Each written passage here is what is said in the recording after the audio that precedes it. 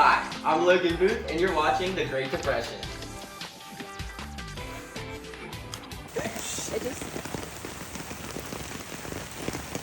In the years following the First World War, the United States was struck with an economic tragedy like they'd never seen.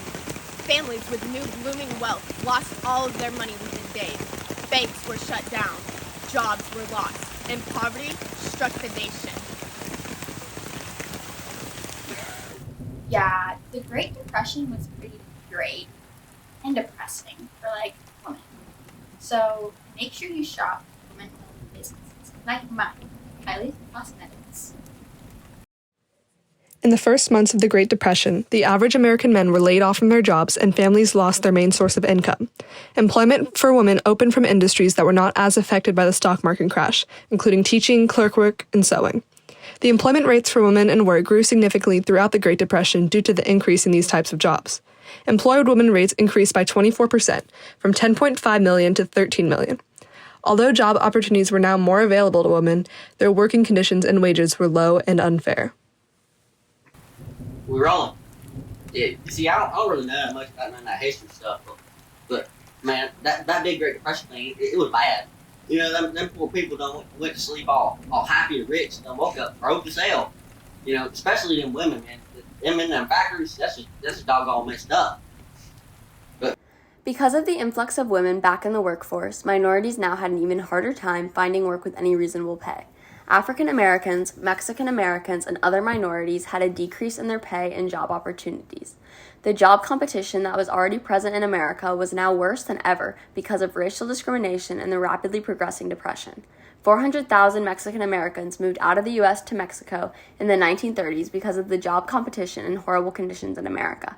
Women of color were especially treated unfairly throughout their employment, as their wages and benefits were even lower, as private business owners were not punished for such actions. I think it's so crazy that women had lower wages during the Great Depression. That would definitely not happen in Barbie Land. Bye, Barbies, and remember, you can do anything. Although life was difficult for many people during the Depression, women experienced a few positives. First, Lady Eleanor Roosevelt lobbied her husband to put more women in office. Frances Perkins was hired as the Secretary of Labor and was the first woman to hold a cabinet position. Many of the legislature passed as part of the New Deal made it easier for women to get hired, as they were less protected. For example, 25% of the NRA wage code set wages lower for women, which enticed business owners to hire them. I don't get what the big deal is. In district health, we don't have any income or wages, and we don't eat for weeks on end. It's the Hunger Games, for crying out loud. The Great Depression doesn't have anything on that. Many federal relief projects and agencies benefited African American citizens. Roosevelt's relief programs were popular with many African Americans. However, Roosevelt shied away from aggressively promoting civil rights or the passing of an anti-lynching law for fear of alienating Southern whites and losing their support. Bam! Everyone loses their job. I don't know much about the Great Depression, but bam!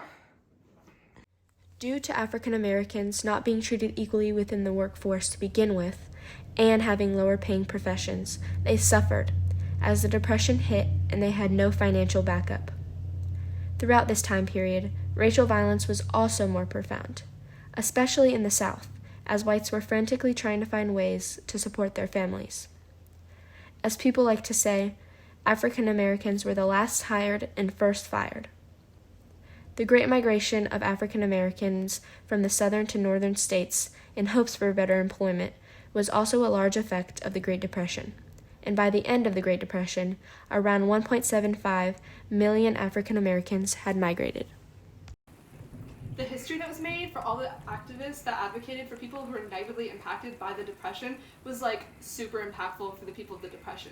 But obviously not as much history was made as I did when I walked into Disney Channel and I said, I want to make history. As African Americans were treated with less equality, their activism grew. Some activist groups, such as the National Congress of Negro Women created by Mary McLuhan Bethune, were organized and started during the Great Depression. Along with these groups and organizations were also activists fighting for anti-lynching, elimination of poll tax, and more. I'm not quite sure why I was asked to do this, but I think the treatment of women and minorities in America was absurd. Thanks for joining us to learn about the horrors of the Great Depression. Hopefully there won't be a next time. Hi, I'm Logan Booth, and you're watching The Great Depression. Stop laughing!